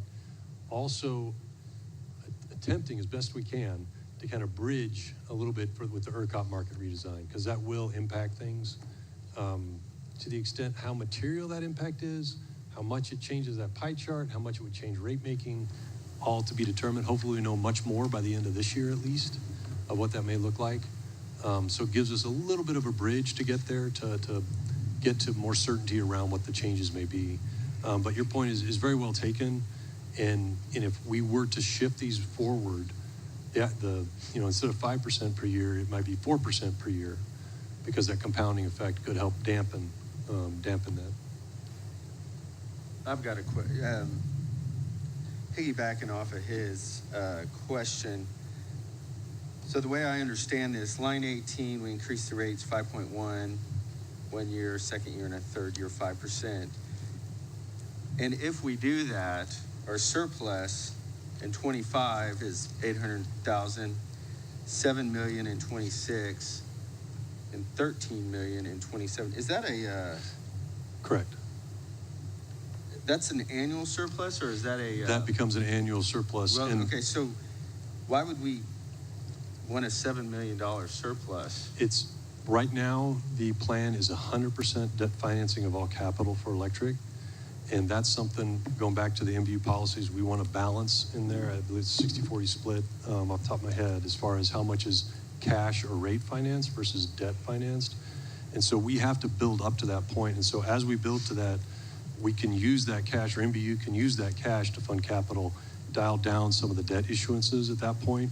But by the end of this period, it puts us in a position, or puts NBU in a position, the right financial position to balance that funding of capital. Okay, so we have that surplus at, let's say by year 5 at $14 million, the total debt service line at 9 would then start to go down? Is that? Somewhat, but it's not like, it's obviously not a one-to-one because it's 20 to 30-year debt. So, $14 million in debt service is equivalent to, $300 million in capital. So it's there's a balance there. So generating 14 million in cash or 13 million in cash, that gets us to about 40 to 50% of the regular capital needs for electric. The other 50% would still be funded by debt, and keep that balance in there so we're not too reliant on one or the other. Puts you in a great flexible position in the right financial footing. So what's the goal to grow that surplus to annually? Right Because about. I know, we have a 5-year capital plan, and then maybe a 10-year or 15-year, right? So what is that number? That's what we're where's dialing the to. balance between increasing rates at 5% and having, that much cash surplus?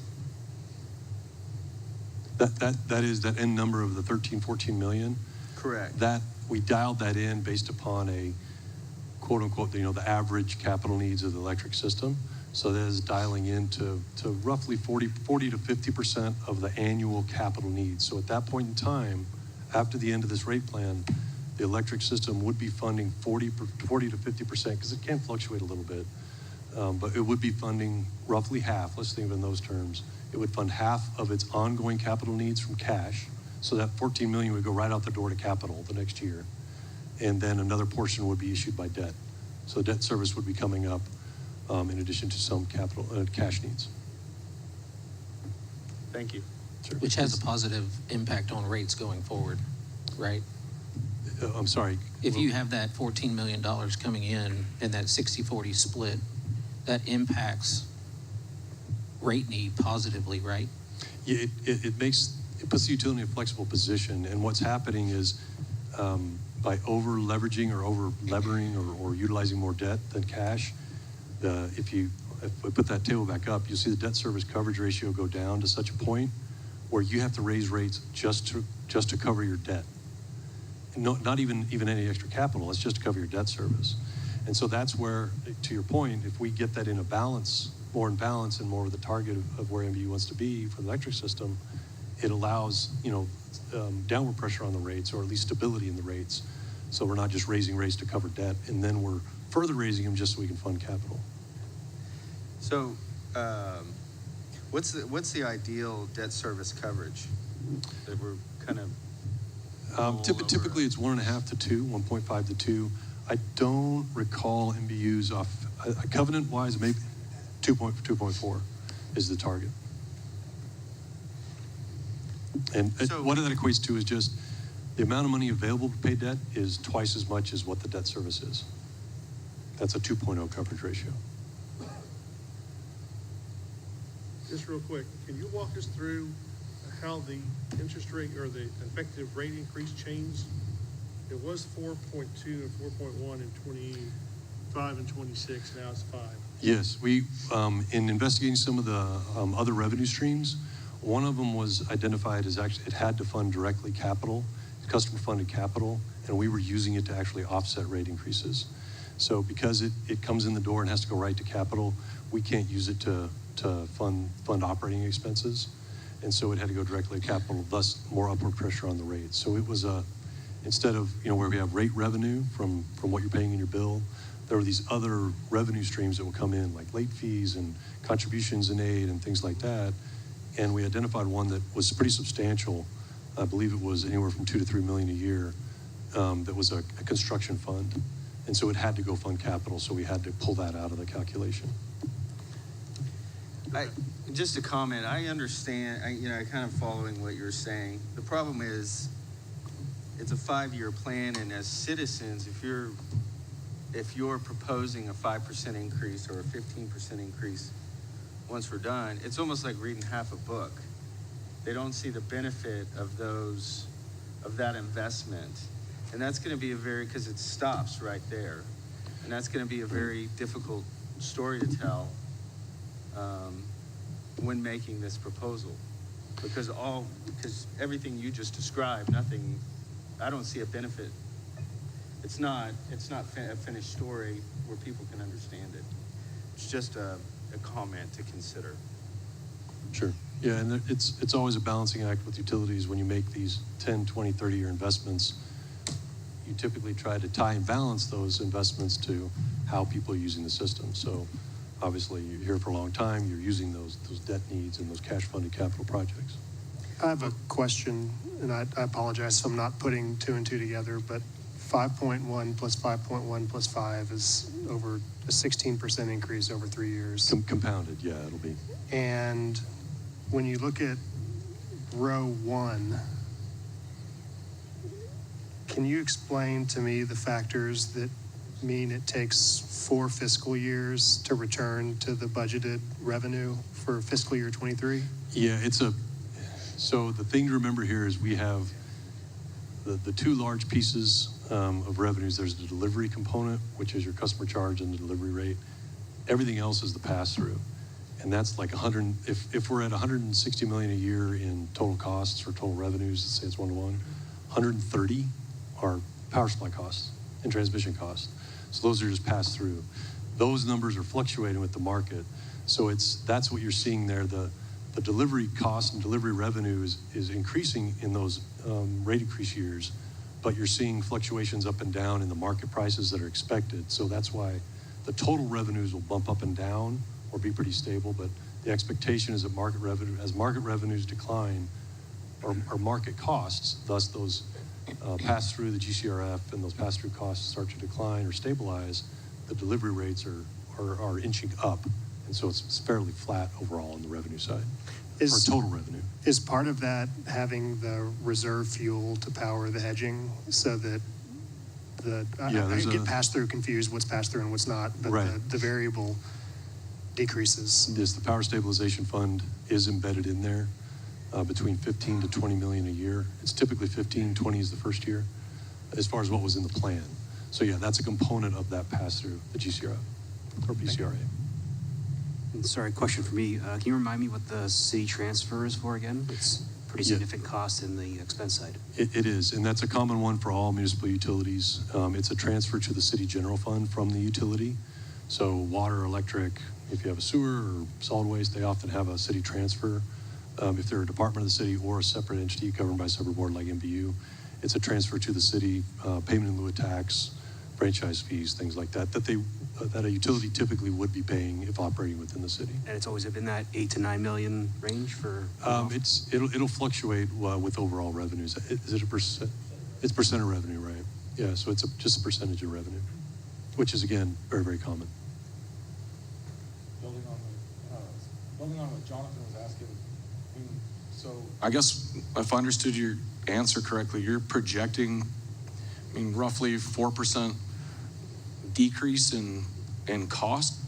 Because the revenue is only increasing 1%. Oh, well, actually, I think in there, those are without the rate increases. So you're seeing some of that flat, the top line there, operating sales. Those are without those rate increases. So forgive me on that. That was my mistake in saying that. The eventual increases down here with that surplus.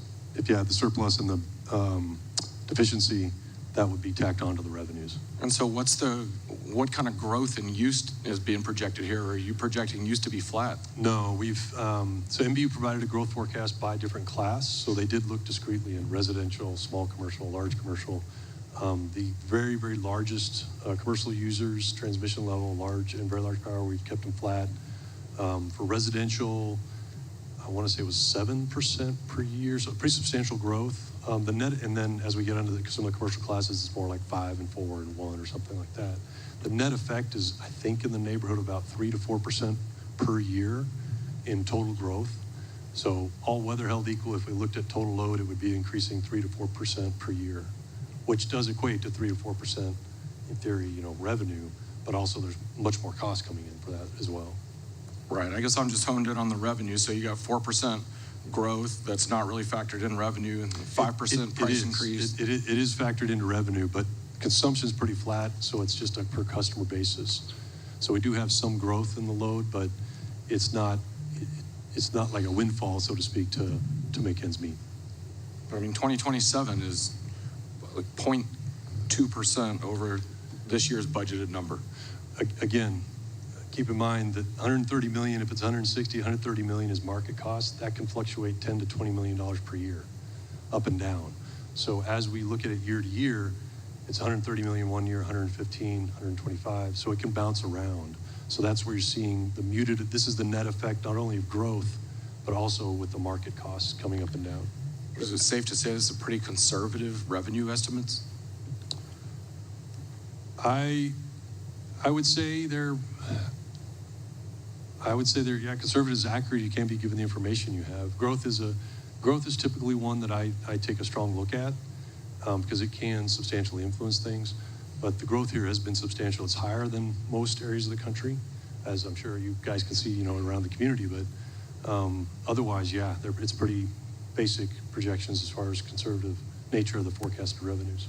And then if I heard you correctly, the 5.1% increases are not factored into these revenue figures. Not on the top line, no. Okay. So if we wanted to show, here's how things are under current conditions and what would happen, and then here's what we would need. So if you wanted to do it, you could add the deficit and then the surplus together, and that would be the increase.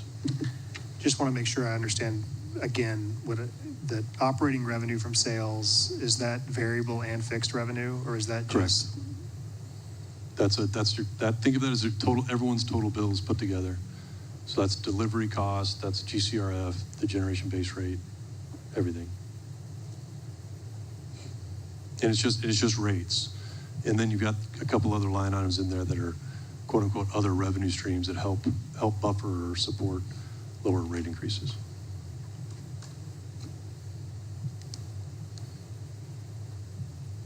My question is still from the perspective of the Rate Advisory Committee is, would our recommendation be that we front load and have a more balanced approach for the end user in terms of rate increases?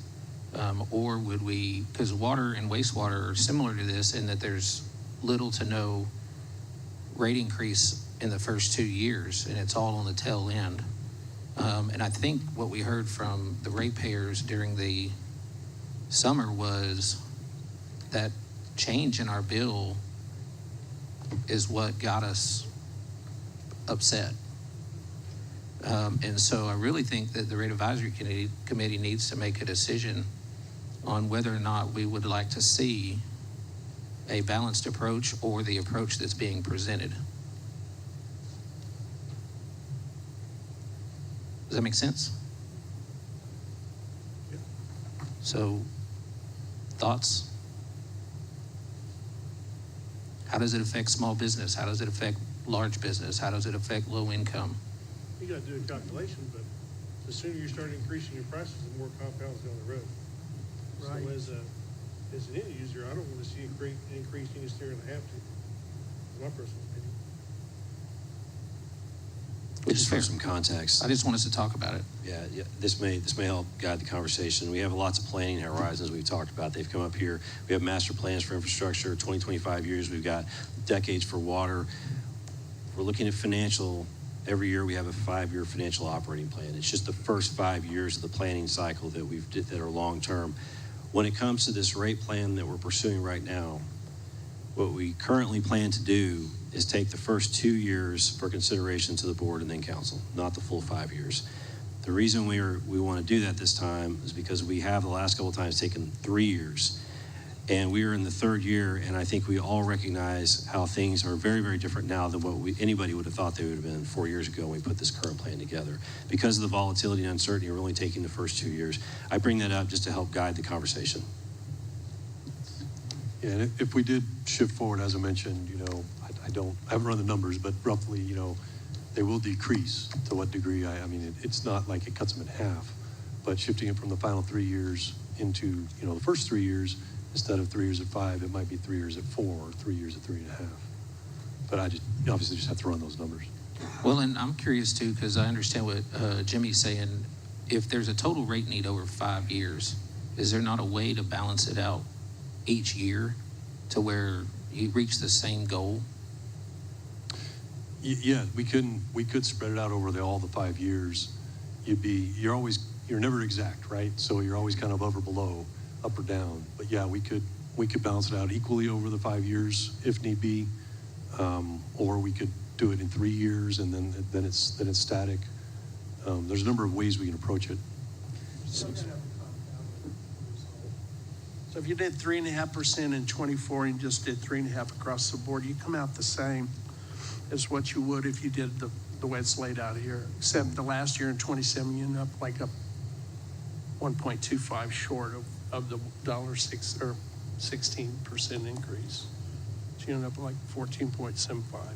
Yeah, that's about what I would expect, yeah. And I'm not bent one way or the other. I just want to have the dialogue to determine, would we as a rate advisory committee advise that we do it that way or do it the way that it's currently being projected? So Ian added a lot of, kind of reframed it. So now my understanding is this is just going to the Board of Trustees and Council for a 2-year lock on the rate. So, and right now NBU is presenting 0 rate increase. Is that accurate for the first 2 years? And it seems to me that over the next couple of years, there will be a lot more stabilization with ERCOT, potentially eventually get to a place where it's more predictable, if that's possible. And then you kind of just revisit this in a year and a half or 2 years. Does that sound, am I understanding it correctly? I think you are, but like I said, I just want to have the conversation because this is kind of a big deal to the end user. Yeah. And how you approach it. Well, it makes sense to me if NBU is recommending holding the rates to 0, taking that to council, taking that to the Board of Trustees. I would keep this 5-year plan, but I wouldn't raise rates or try to balance it out or front load it if it's not necessary, at least at this moment. And then people have certainty in what their rates are, and hopefully there's predictability in a couple of years. So that's my opinion based off what I've heard so far. And just one minor clarification, we're in fiscal year 23, so it'll be 24 and 25, so it'd be a 0 and a 5, essentially. Okay. Yeah, I'm just trying to reconcile in my brain, as I'm not an expert on energy markets, like how I talk about it if someone asks me about it. And so I'm just trying to help my brain operate. I'm thinking if we're going to communicate the merits of a rate increase, there's 2 reasons why we would do it. One is to more accurately reflect the nature of the business, whether in declining demand or increased cost or whatever, just to balance the sheet. And then the second is to reduce the variability of what the end user sees on their bill, which is powering the hedging program. Like, those are the 2 things that come to mind that I can understand and communicate. Is either of those reflected on this one-pager? It's a good insight. It is both those pieces. And to give a little more context, we've talked a lot about the market. The market is a pass-through, and as Ian has mentioned in the past, NBU's not making any money on what they're procuring in the market and sending to you. If it costs us $130 million, you're paying $130 million. So it's just a wash. That remaining part of the revenue requirement, or part of the rates, is really the quote-unquote NBU operations. That's the wires, the poles, the customer service, things like that. That's the remaining 20 or 30 million. And that's where we're seeing upward pressure on rates, not due to operations. There are some upward inflationary pressures as everyone is experiencing, but it's primarily driven out of capital needs and investments in capital for the system. That's the big driver. And if you recall, 100% debt financing the capital plan growing to trying to fund to 15 million a year. That's the upward pressure on the piece that we're trying to collect. Well, because you could argue, I could see a scenario where you could argue that increasing rates decrease the final bill the consumer sees. Right. Here's the talking point that I've gotten to from going through this the last many, many months. What you saw as a percent increase for electric is so that we're no longer 100% debt funding capital. That's what it is. There's not some operational thing going on. That's not what's happening. It really, truly is a capital thing. And what you just said there at the very end, that's what it is. Because by doing that, you're overall making the cost of the business less. If you don't do that, if you keep funding 100% with debt for your capital, things become more expensive. So where I've gotten after all these months of sifting through this and understanding it, approximately 5% for those years is so we're no longer 100% debt funding capital. So the overall cost of the business, we're optimizing it, keeping it as low as we can. Ian, while you're up there, just to play devil's advocate, I mean, we saw what happened in 2008 when we were 100% funding with debt houses. You know, eventually it catches up to you. That's right. But to what Stuart was saying, what happened with the plan that we're talking about right now? What happens if in 2 years, when you're starting to look at that third year, if things go south, let's say the market prices go up, you know, what does it look like for the customer? Yeah, if the prices go up, then the revenue requirements go up. You're absolutely right. Which means we have steeper rate increase need. That's right. That's right. At that time. That's right. And as I mentioned at the outset, and I've said this the last few meetings, we're putting together the next 5-year financial operating plan. So what you're seeing is 0 and then 5 approximately. It may end up being 1 and 6 and 6 and that. We don't know the exact number. It's going to be in that ballpark, but it's not complete yet. I guess the reason that I think this is so important to talk about is because I don't know that I trust the ERCOT market very much right now.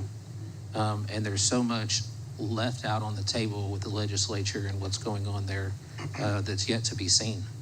Yeah, yes. If I could add just a little more commentary on it.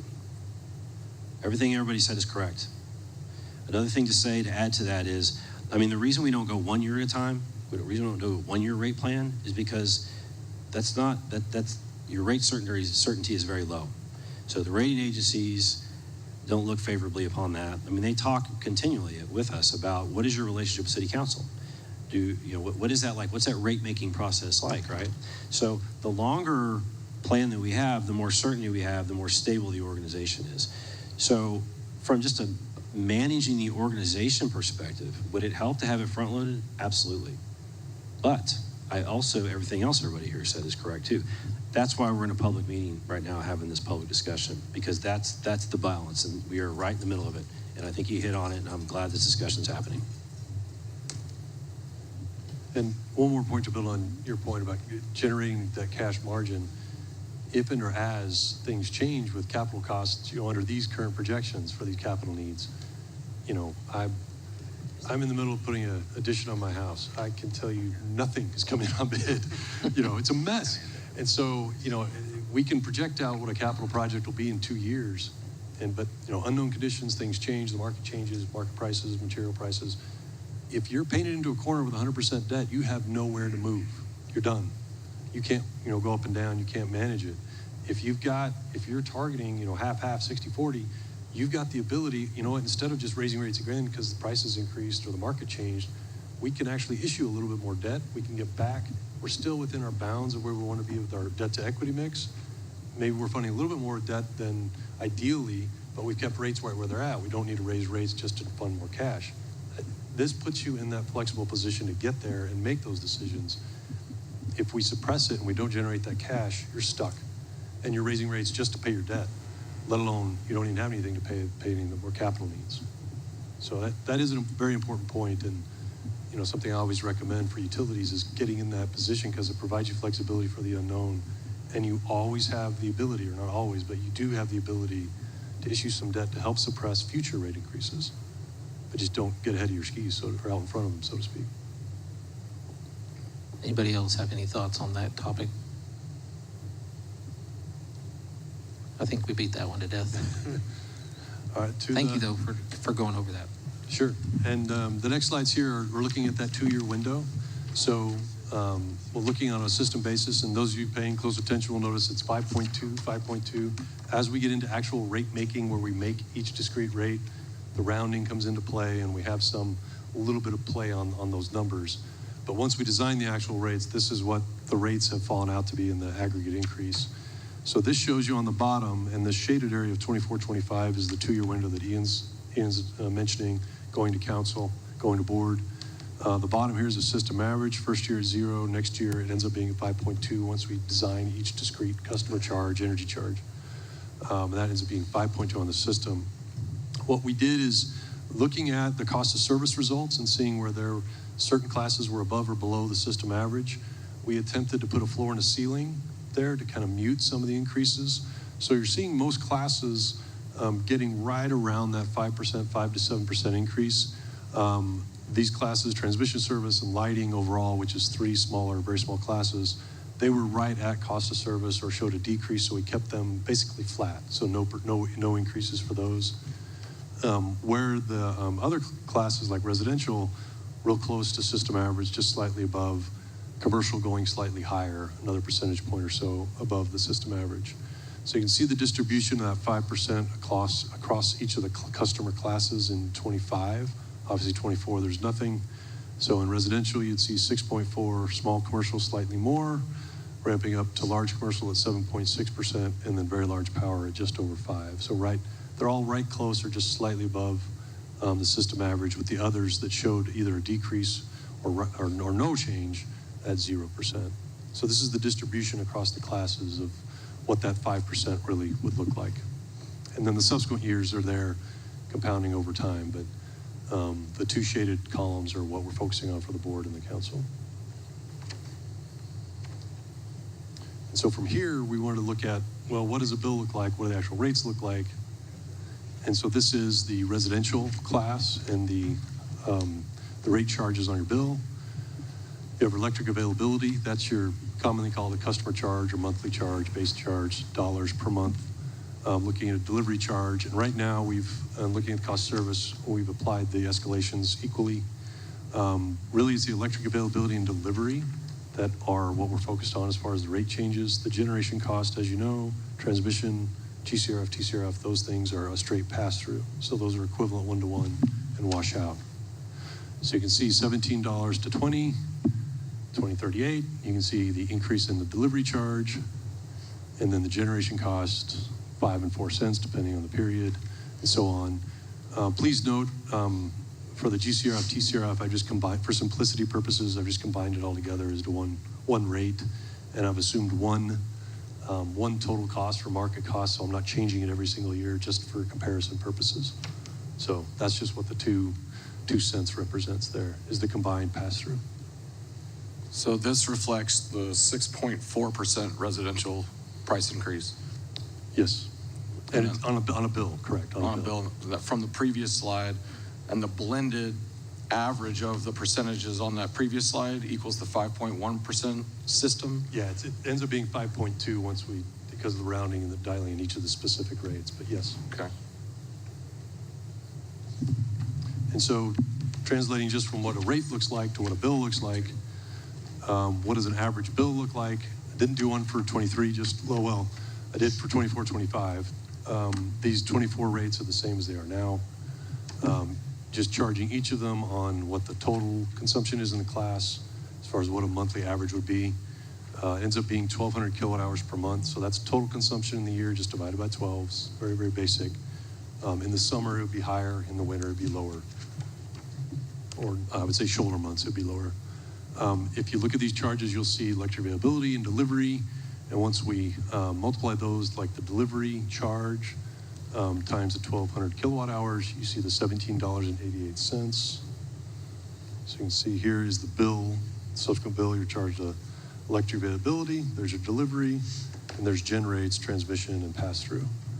So roughly $126 for a 1,200 kilowatt hour bill, right around 10 cents effective rate. $120 divided by 1,200 kilowatt hours, about 10 cents a kilowatt hour.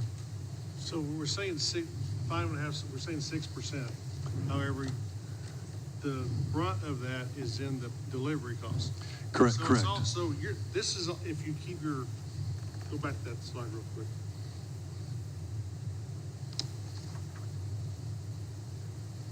So if you continue to use the same power you have now, it's disproportionate in the delivery cost. Correct. Those are the rates. That's where the capital needs are, and that's what the NBU, quote unquote, NBU direct costs are. And so that's where that comes into play. The generation, the 5 and 4 cents, and then the pass-through, the GCRF, TCRF, those are the one-to-one just market costs. So yes, on a bill basis, it's 5%. Obviously, on the two charges that are NBU specific, those percentages are higher. But when you look at the bill, it comes back down to that 6%. So your bill's not gonna be 6% higher. Your bill's gonna be somewhere around 20% higher. The delivery charges, yes, the delivery, those two, yes, will be higher by a 20% margin. The rest of the costs remain the same or pass through. So you can see here, the third column there being the bill in fiscal year 24 under current rates. That's this year and next year essentially.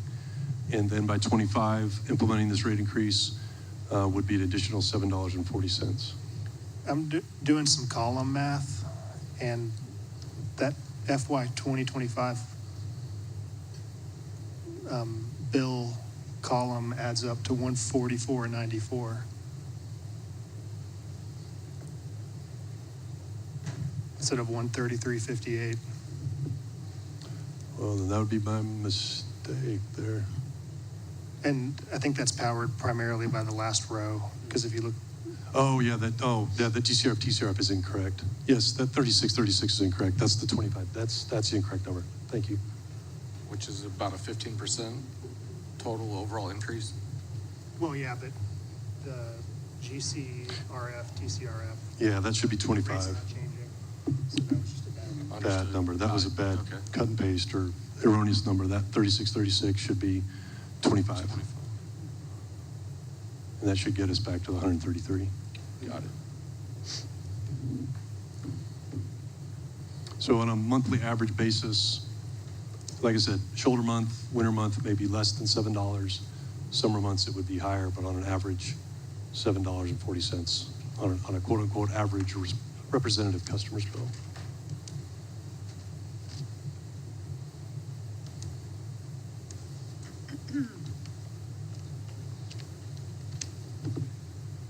So I've got similar slides for small and large commercial. Again, here looking at small commercial. Again, no change in 24, change happening in 25. Exact same process, keeping the transmission, generation cost, GCRF, TCRF consistent. And these are the resulting charges for electric availability and delivery.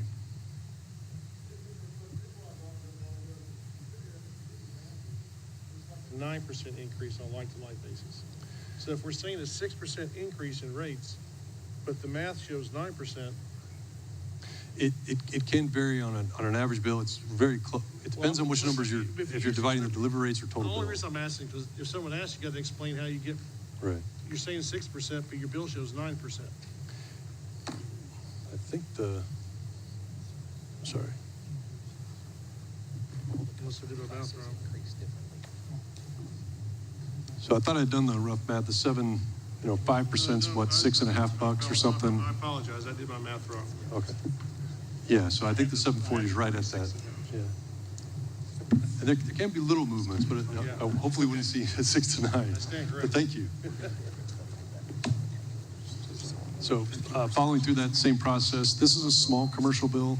They're very, like I said, very similar to residential. An average bill there is 1,400 kilowatt hours per month, not 1,200, so pretty similar to residential.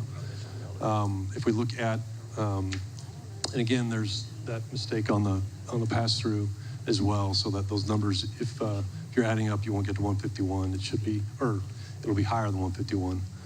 But the fiscal year 24 does not change. Fiscal year 24 or fiscal year 25 goes to $152 essentially, from 142, right at $9 change in your bill, and that again dialing in about that 6% or so number, certainly about 5 there. Same type of impact for small commercial as residential. You got the same type? Yep, same typo with the GCRF, right? Yeah, the 4242 should be 2912. I'm not sure what happened there. And to wrap, this is large commercial. So again, exact same process here. I would note, if you are familiar with the large general service class, the service availability charge or electric availability varies with the size of the service, the size of the KVA. I just took the lowest level just for simplicity purposes. for representation of an average bill. So if doing the average percentages will be off a little bit here, just because the customer charge varies dramatically in large commercial. But we just take the electric availability charge, the delivery charge again, those are the two we're adjusting. The rest are pass-throughs, the cost recovery and the GCRF, or the generation base rates and the TCRF. In the commercial classes, as we get into transmission and delivery, we see demand rates, not energy rates. That is one differentiation. On your residential bill, you're being charged per kilowatt hour. Commercial customers are being charged per kW. It's a demand rate. It recovers the same cost, but it's just a different type of rate, different units. And again, we got the GCRF, TCRF right on this one, as far as the pass-through. But we have electric availability charge for 24, delivery rate. Again, that top line is just an assumption of the smallest customer size in large commercial. You'll see the delivery rate come up. You'll see the total bill in the first year of $2,600. This is obviously a much larger customer than small general. This is about 30,000 kilowatt hours per month, so about 30 times larger than a residential customer on an average monthly basis. So going from $2,600 a month to $2,800 a month, $168. Again, dialing in at that system average basis. I think in this case was a little bit higher than average. I think closer to 7. So for an average large customer, $170 a month. And commercial customers are more steady in their consumption. You don't see as much seasonal fluctuation, but they still have some. But this would be representative. And I think with that was the last bill impact we did for the most substantial classes for NBU. The next meeting is a week from today. And Rich will be here to go through the exact same stuff on the water side and wastewater side, looking at, again, that 2-year period, that same fiscal year 24-25. Thank you very much for your presentation today. Before we close, I just would like to acknowledge and thank the mayor for being here, Rusty Brockman, and Mr. Peters, Board of Trustees, Vice President. Ian, thank you to your team for facilitating. I know it takes a lot of work, and thanks for hosting us again, McKenna. And so I know we're already past 5 o'clock, and it's 5 o'clock somewhere. So we got to close this thing out. So unless somebody has a comment or a question. Sorry, just one question on time of use rates. Is that something that you're going to put forward as far as a recommendation, or we're going to leave that off the table for now? That will be a part of the recommendation. There's still, with time of use rates, there's typically a lot of billing infrastructure and metering infrastructure that needs to be reviewed before that can take place. There's usually about a year lead time on implementing a time of use rate, but it's certainly going to be considered. And as Ian mentioned, I think definitely something considered in the IRP. Because rather than going out and procuring or buying or contracting for a new resource, we could implement a rate that could avoid that cost. So that's something that would definitely be considered as a strategy in the resource plan, and I would strongly recommend would be, and help could avoid cost and keep costs down. And last but not least, thank you to the committee for volunteering your time today in the conversation. I thought it was a good conversation. So, nothing else? If there's nothing else, we'll stand adjourned.